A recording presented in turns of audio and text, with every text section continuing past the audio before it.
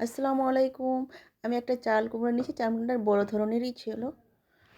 এবার আমি কেটে নেব চাল কুমড়োটা।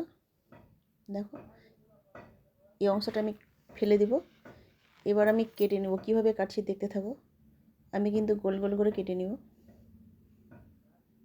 দেখো আমি কীভাবে কাটছি। যত পাতলা করি তত কিন্তু ভালো। দেখো আমি পাতলা পাতলা করে কিন্তু কেটে নেব সবগুলো। দেখো, দেখতে পাচ্ছ কীভাবে পাতলা হয়েছে কিন্তু। দেখো আমি সবগুলো কিন্তু আমি কেটে নিয়েছি। যেটা মোটা অংশ ওটা আমি রেখে দিয়েছি, মোটা অংশটা আমি নিব না। একটা বাটি নিয়েছি, বাটির মধ্যে কিন্তু আমি চাল কুমড়োগুলো দিয়ে দিব। এবার আমি লবণ দিয়ে দিব। লবণ দিয়ে মেখে আমি রেখে দিব। 30 মিনিটের মতো রেখে দিতে হবে লবণ দিয়ে। আমি ঢেকে রেখে দিলাম। 30 মিনিট পর ফিরে আসলাম। অনেকটা কিন্তু জল বার হয়ে গেছে। এবার কিন্তু ভালোভাবে ধুয়ে নিতে হবে। ধুয়ে কিন্তু ভালোভাবে আমি কাপড় দিয়ে কিন্তু মুছে নিব। কাপড় দিয়ে কিন্তু ভালোভাবে মুছে নিয়েছি। একটু আমি ফুড কালার দিয়ে দিলাম। ভালোভাবে কিন্তু মেখে নিলাম। এখানে কর্নফ্লাওয়ার আর বেসন আর একটা মশলা নিয়েছি, এটা 10-12 রকম তৈরি করা আছে বাড়িতেই।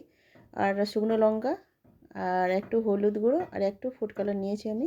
ওটা একসঙ্গে কিন্তু মিক্সড করে দিব।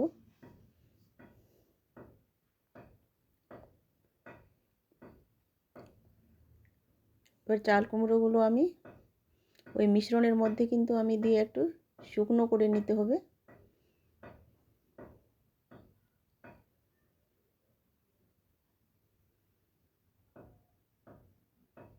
দেখো, দুপাশে কিন্তু ভালোভাবে কিন্তু লাগিয়ে নিতে হবে।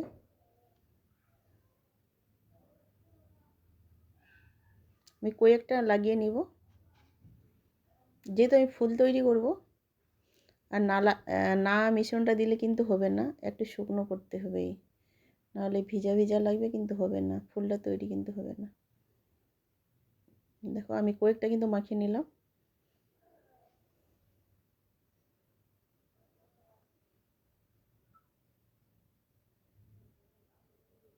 এবার আমি ফুল তৈরি করব। দেখো আমি কিভাবে মোচাড়াচ্ছি দেখেন, মানে এক সাইডে সরু এক সাইডে কিন্তু মোটা, মোটা বলতে চাকলা অবস্থায় থাকবে।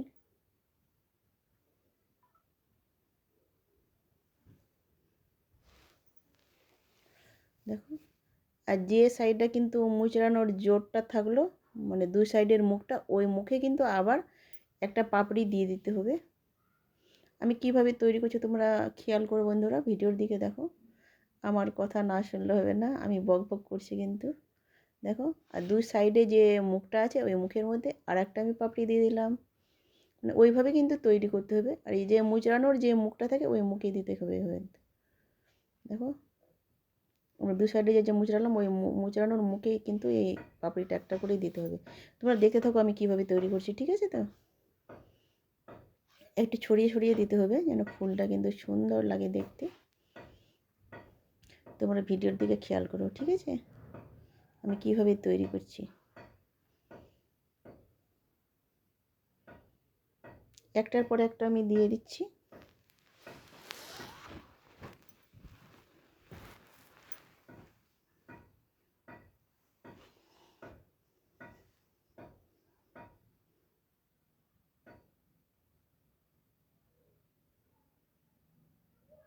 এরপর আরেকটা দিয়ে দিলাম। মানে দুই সাইডের মুখে জোরের কাছেই কিন্তু দিতে হবে এটা।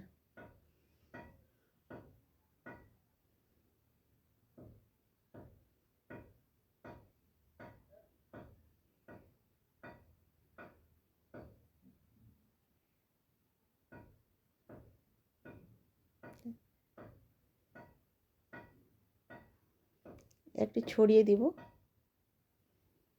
একদম সেম একটা ফুল তৈরি হয়ে গেলো কিন্তু। দেখো, দেখতেই পাচ্ছ তোমরা, একটা সুন্দর ফুল হয়ে গেছে না? দারুণ সুন্দর হয়েছে ফুলটা।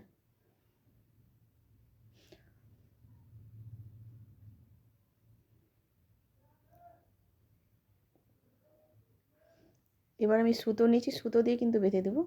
এটা টটার সুতো থাকে না, ওই সুতো দিয়ে বাঁধলে কিন্তু হয়ে যাবে। একটা আমি সুতো দিয়ে করছি, একটা কাঠি দিয়ে করব কিন্তু। দেখো ভালোভাবে কিন্তু একটু টাইট করে বেঁধে দিতে হবে, যেন ভাজার সময় যেন খুলে না যায়। আর যেহেতু আমার এটা কর্নফ্লাওয়ার আছে, বেসন আছে, ওটা দিয়ে কিন্তু চিপসে লেগে যাবে, কিন্তু ভাজার সময় খুলে যেতে একটু ভয় আছে, ওই জন্য আমি একটু সুতো দিয়ে বেঁধে দিলাম। আর খাওয়ার সময় কিন্তু খুলে দেবো সুতোটা। দেখো একটা আমার কিন্তু তৈরি হয়ে গেল ফুল, সুন্দর ফুল কিন্তু একটা তৈরি হয়ে গেল আমার। দেখো সুন্দর হয়েছে না? আমি আর একটা করে দেখাবো। সেম ওইভাবে কিন্তু করতে হবে। দেখো এক সাইডে সরু, এক সাইডে মোটা, ওইভাবে কিন্তু তৈরি করে নিতে হবে।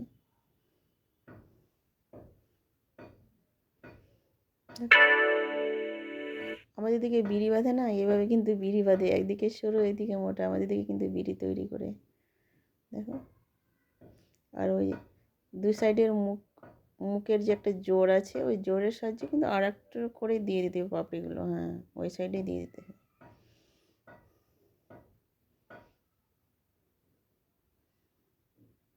দেখো আমার কিন্তু তৈরি হয়ে গেছে।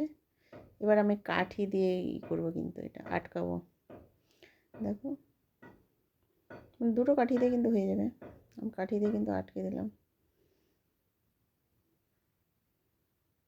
কাঠি দিয়ে করতে পারো, সুতো দিয়ে করতে পারো, আমি দুটাই দু রকমই করে দেখালাম, কাঠি দিয়ে সুতো দিয়েও।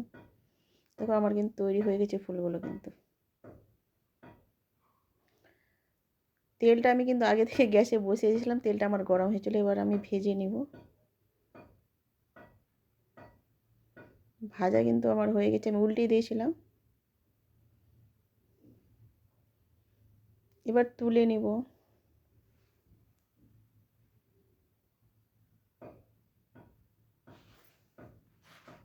সবগুলো তুলে নিয়েছি।